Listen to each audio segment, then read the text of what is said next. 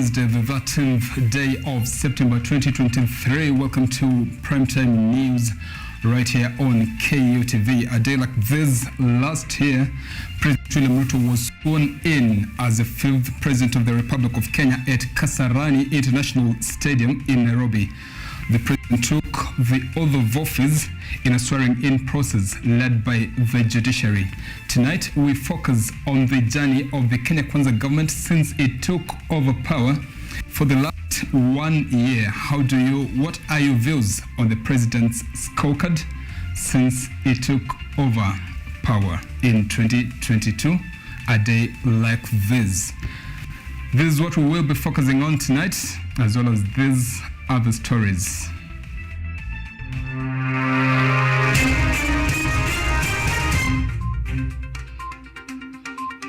A year down, 4 to go.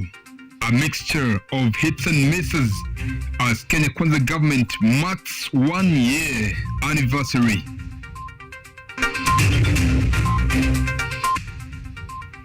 Finance Act hearing begins at Milimani Law Courts. Tata calls for the act to be declared null and void.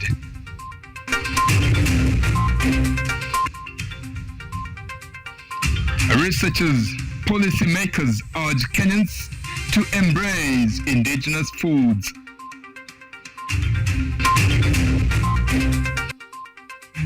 And Kindiki vows to eradicate Lamu terrorism in a bid to boost tourism.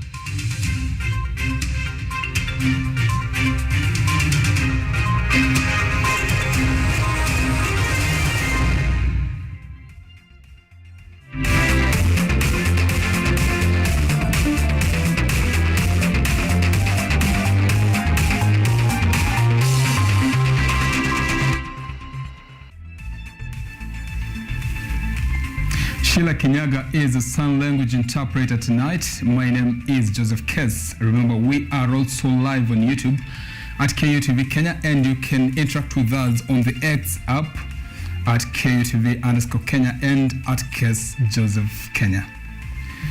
Now, 13th September 2023 marks 1 year since President William Ruto was sworn in as the 5th President of Kenya at Kasarani National Stadium. 1 year later, the president's scorecard on the plan, his manifesto, is one of mixed results. Ann Odida unpacks the hits and misses of President William Ruto's 1 year reign in this report. I, William Samoei Ruto. Before taking office and in the run-up to the 2022 general election, President Ruto campaigned on a platform that was anchored on 5 pillars that aimed at reducing the cost of living, including housing, health access, MSMEs and financing, agriculture and food security, and ICT and creative economy. Defied agriculture and the informal sector as the areas that have the highest economic returns in terms of employment and equity. When I talk about agriculture and I talk about the informal sector, it costs roughly 1 million shillings to create 1 job. In his inaugural speech, President Ruto reiterated his commitment to prioritize measures to bring down the cost of living. Even though prices for some items such as flour have fallen slightly, majority of Kenyans are still facing cash crunch due to the lack of jobs exacerbating their situation. We anchored our campaign on the platform of the economy premise on job creation and the well-being of the people of Kenya, and we have been working continuously on the measures to bring down the cost of living. Our people are confronted daily with increasingly unaffordable prices, especially food and transport. On the issue of housing, President William Ruto had promised to construct at least 250,000 housing units per year. In his first year in office, none has been constructed yet. However, in his first Finance Act, The government proposed a monthly contribution of 3%, which is payable by the employee and employer at a rate of 1.5% each, expected to aid in building houses in the informal sectors. The Hustlers Fund, which also forms the basis of its manifesto meant to help the hustlers, that is Kenya's economic transformation plan, has since disbursed more than 33.3 billion Kenya shillings to at least 8 million people with low-interest loans. His plans to provide free primary health care to all Kenyans is also still on the edge. For instance, the National Hospital Insurance Fund, NHIF, has been on the war zone with plans to scrap it off still underway and instead formulate 3 other funds in its place, including the Primary Healthcare Fund, Social Health Insurance Fund, and the Emergency Chronic and Critical Illness Fund that will consequently form bills in Parliament. Significant approach to ensure sustainability in food production in the country has also been witnessed, with farmers receiving boosts every now and then, including access to bags of subsidized fertilizer through the e-voucher system, a launch that aimed at ensuring traceability and full accountability of the subsidized fertilizer distribution process. So far, over 1,104,774 50-kilogram bags have been distributed. A report by InfoTrack released on September 1st on the performance of the Kenya Kwanza government in their 1 year in office. President Ruto was graded a C of 55%, in which 60% respondents from Uasin Gishu County and 58% in central Kenya said that President Ruto had performed fairly well since taking over the reins of the country. InfoTrack also revealed that 53% of Kenyans said the country is headed in the wrong direction, while 30% were of the contrary opinion, with many expressing concerns with the high cost of living, which 89% of the respondents listed as one of the downsides of the current administration. Anodida, KUTV. All right, we are taking a short break here on Primetime News. We still have plenty more ahead, including a story on President Ruto's foreign policy and the Finance Act hearing today. Let us take a break. We'll be back shortly. Stay with us.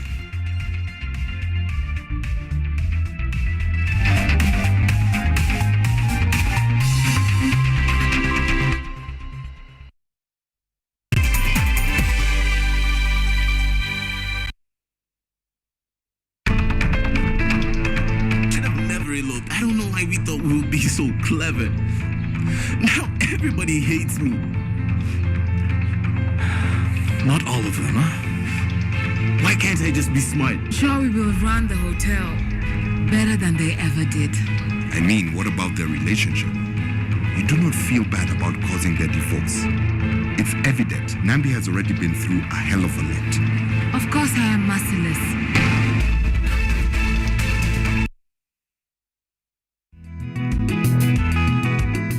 Kutoka kuwa jamii ya kuhamahama na sasa kujumuisha kilimo katika mitindo yao ya maisha. Kwenye toleo la kaunti ya Narok, hii ni Boresha Kilimo, kwani afya bora ni kilimo bora. Kwani kilimo ndicho boresha maisha.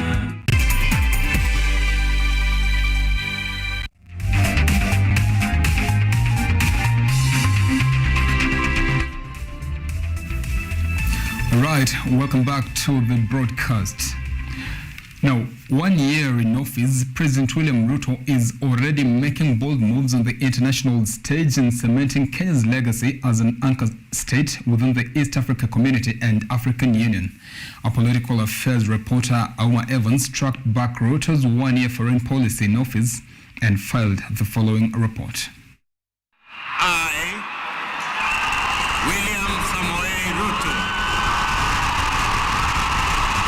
One of President William Ruto's pledges was retaining Kenya's role as an anchor state, maintaining considerable influence, particularly within the East Africa Community and Africa Union, 1 year down the line, Ruto is already hitting the ground running. As Kenya seeks to be a voice for Africa on the global stage, the head of state has been at the forefront of championing for the fair framework in the administration of global financial system. The first in command has called out the global west on what he termed as continued defranchising Africans by imposing unjust debt repayment policies that are almost unimaginable. We are only limited by two things. Number one, we are limited, as I said earlier in my statement, by high interest rates for development capital. Many of our countries, and we are here and they say figures don't lie. 9 countries are already in debt distress in our continent, over the cliff. 13 countries are classified as high risk, and another 17 countries are classified as moderate risk. And the biggest contributor to debt distress in our continent is high interest rates. We pay 5 times more than others. The head of state is a man on a mission to foster mutually beneficial ties with countries across the world. In his first 100 days in office, Ruto made a marathon of talks and tours, both in and outside the continent, signing trade and bilateral ties. He toured Ethiopia, Uganda, Tanzania, Egypt, Democratic Republic of Congo, South Sudan, and Eritrea, completing a regional circuit. Outside the continent, he visited United States of America, South Korea, and England. Ruto leaning on West rather than East that largely represent China was a huge turn from the direction his predecessor Uhuru Kenyatta administration had taken, drawing sharp criticism from opposition chief Raila Odinga, accusing him of being puppet of the West. Further raising eyebrows was a surprise visit by Russia's Foreign Minister Sergei Lavrov to Nairobi, casting doubt on Kenya's relationship with the West that strongly condemned the Russia invasion of Ukraine before skipping Russia-Africa summit. The darling of the West has been an ardent crusader for climate change, recommending bold proposals on global financial reforms to increase financial flow for development and climate action. We believe it is time to have a conversation about carbon tax. I said we need to have a conversation about carbon tax. And I mean we need to have a conversation about carbon tax. Yes. We believe it is the only way, it is among the ways that we can raise additional and adequate resources for us to finance our development. As he begins the second year of his tenure as Kenya's 5th president, whether the head of state will keep the fire burning in his quest to be the voice for Africa on global stage or not, only time will tell. Auma Evans for KUTV, Nairobi. Right, and the 2023 Finance Act hearing began today at the Milimani High Court in Nairobi. During the hearing, Busia Senator Okia Omtata, who is one of the petitioners, reiterated that the act should be struck down as the Senate was not involved. The petitioners have also raised the public participation issue, citing that the public was not involved in the process. Take a look. Busia Senator Okia Omtata has claimed that the 2023 Finance Act should be scrapped. Speaking at the Milimani High Court today, Omtata reiterated that the Senate should have been given priority in debating the financial bill before it becomes law. The budget is executed in counties and it falls upon the Senate under Article 201 and Article 174G to ensure that there's equitable development of this country, so that the national budget is not just done and then maybe all the resources are taken one side of the country. That will defeat the objects of devolution, and that one requires the involvement of the Senate totally. Omtata claimed that the Act contains sections pertaining to county governments, citing that it should have been debated in the Senate, a statement that was seconded by lawyer Okongo Mugeni, who represented Victor Okuna, another petitioner. The constitution that was enacted by the President of Kenya and created by cameral parliaments. There was two houses, the National Assembly and the Senate. We're not seeing Article 94, change of the Constitution. The legislative authority is connected to the two houses of Parliament. If you look at the Appropriation Act of 2023, it only has estimates of expenditure. There are no estimates of revenue. Then you go back and they are told under Article 220 plus 1, paragraph A, that the budget has two components. It has got revenue and it has expenditure. So if the Appropriation Act only has expenditure, where are the revenues in law? On his part, Otende Amolo raised the claim that in order to increase taxation, there should be a law that allows the transaction. Otende also added that the country's tax authority, KRA, does not have the freedom to participate in the taxation of housing without being allowed by the parliament. He further cited that the public should have been involved in the process of making it a law. That it's unconstitutional to collect any form of tax, or in this case levy, without a foundational statute.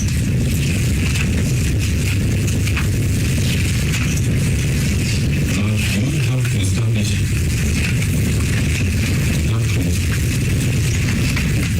get a statute, establish a housing fund, then you can collect such levies. That has not been done. The 2023 Finance Act hearing is expected to continue tomorrow, after which a decision will be made determining whether the law will be scrapped or implemented. This comes after the Court of Appeal allowed the implementation of law, a move that has forced activists led by Busia Senator Okia Omtata to appeal to the High Court. Cynthia Nderito, KUTV. Now, a day after the dispute tribunal gave a reprieve to the ousted ODM members by blocking their expulsion, a section of the rebel MPs have met with President William Ruto at State House today. This comes as a defiance to the party in spite of the ongoing processes to complete the expulsion of 5 insurgent members. The party, however, has affirmed that upon completion of the expulsion process, the affected positions will be declared vacant.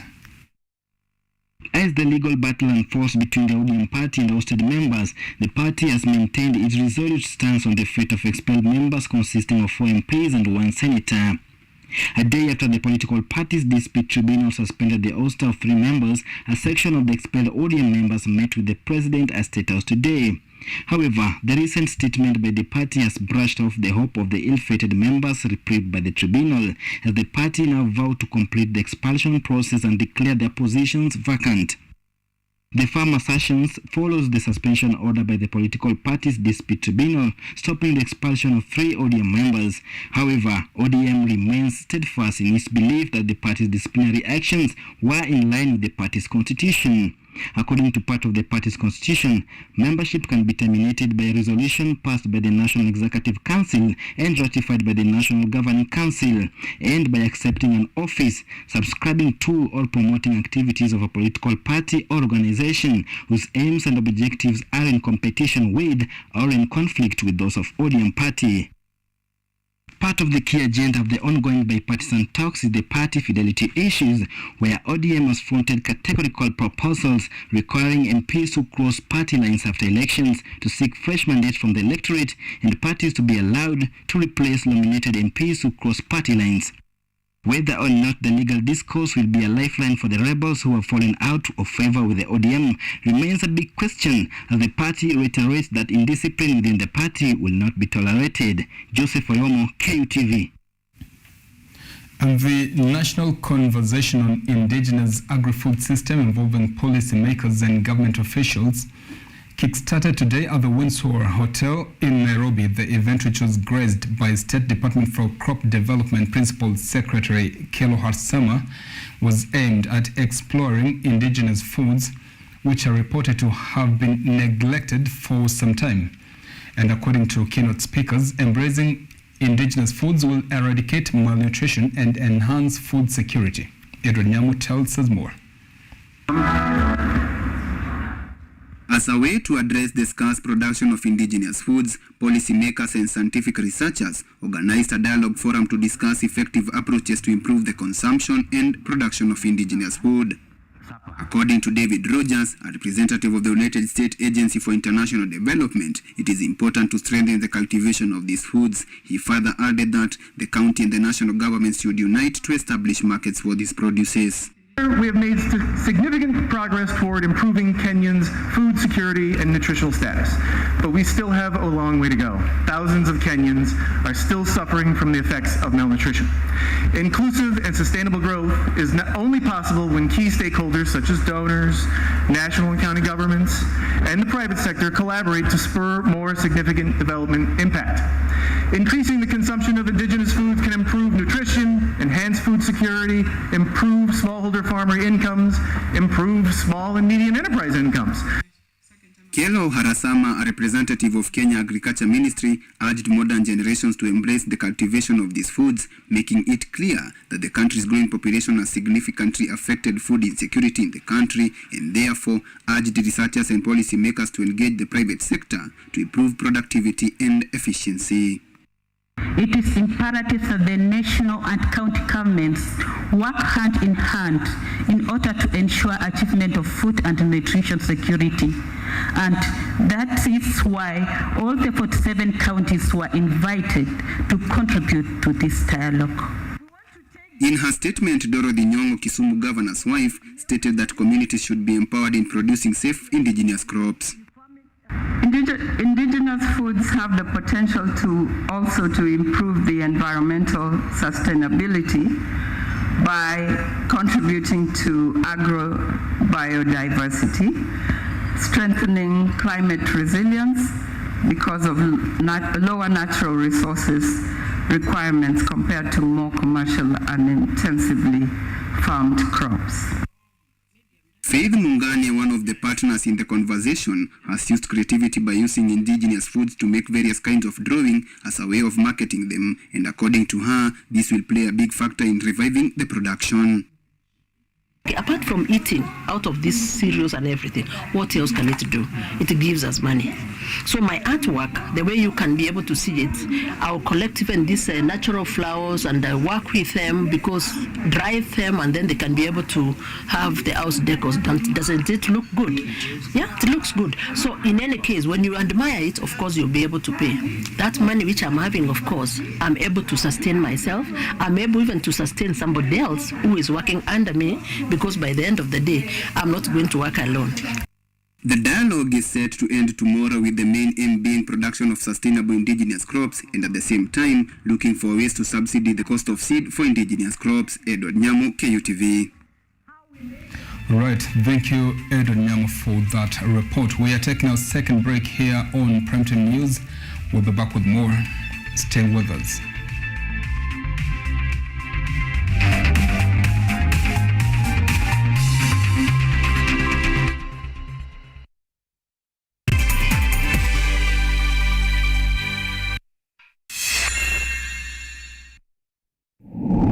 You need to look for high quality friends. I'm from Kingston, Jamaica, Portmore. That's my village. Sanga kitini hapo ukinyepia ukikatia mademo akipita. Sinaweza sasa. Nimekuja kukopesa choo.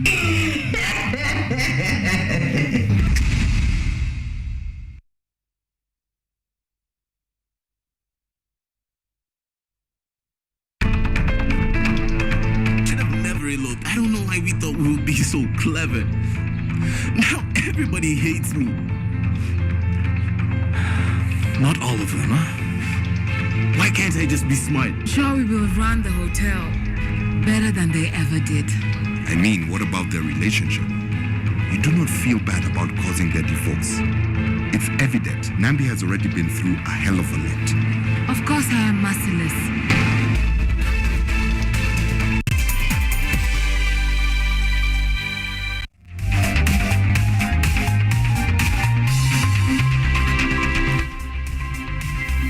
All right, welcome back to the broadcast. Let us continue with the coverage.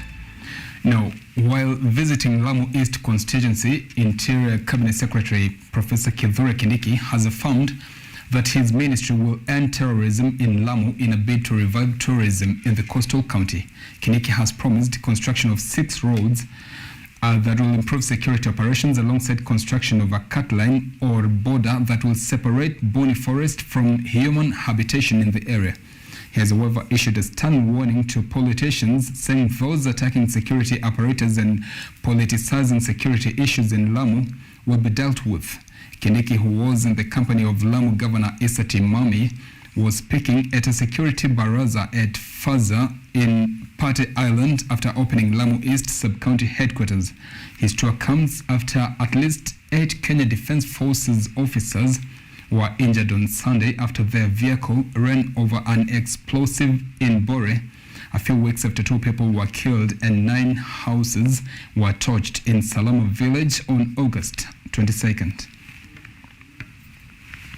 In the today's business news, betting Kenyans may no longer be able to place bets with less than 20 shillings if the proposals made by the Betting Control and Licensing Board (BCLB) are approved. The proposals are expected to aid in combating the rising betting addiction among Kenyans.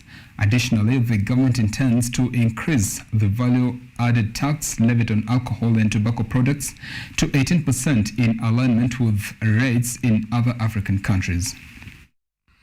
In efforts to combat the rising betting addiction among Kenyans, the Betting Control and Licensing Board (BCLB) is proposing introduction of minimum stakes of at least 20 shillings for online gaming and gambling machines. If the government approves the said proposals, non-compliant firms shall attract a fine of up to 5 million Kenyan shillings or imprisonment of up to 6 years. Elsewhere, the National Treasury in its latest proposals has recommended a review on the taxation system for alcoholic beverages and tobacco products in the nation. This is part of efforts intended to harmonize the nation's value-added tax rate with that of other East African countries. Currently, Kenya levies 16% VAT on alcohol products compared to other East African communities whose taxing rate stands at 18%. Additionally, Kenya is considering a reduction in the corporate income tax levied on profits made by the companies operating in the country. This move aims to promote tax compliance and bring the country's corporate tax rate more in line with the global average as part of a competitive effort to attract foreign investors. Yvonne Kemuma, KUTV.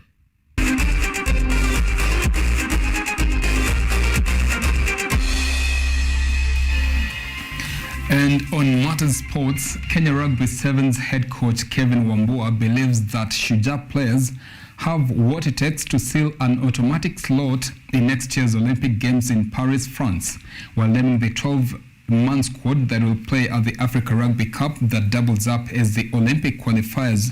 Wambua said the 7-week training period has addressed failings that the team had last season, including their defensive play and attacking runs. And Manchester City's forward Erling Haaland and Arsenal's captain Martin Odegaard were on the score sheet as Norway beat Georgia 2-1 in the Euro 2024 qualifying matches. In other matches played, Spain smashed Cyprus 6-0 as Belgium saw off Estonia 5-0, while Italy were 2-1 winners against Ukraine and Sweden were thumped 3-1 by Austria.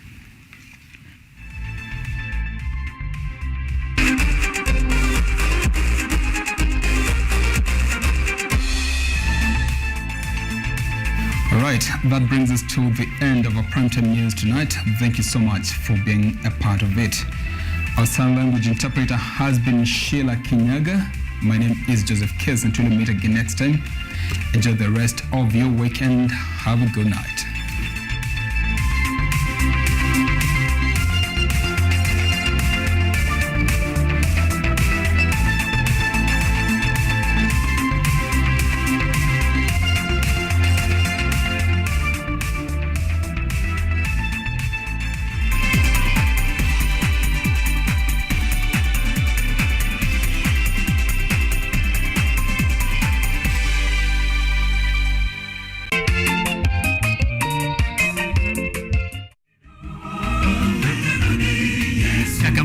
msikilizaji popote ulipo unapo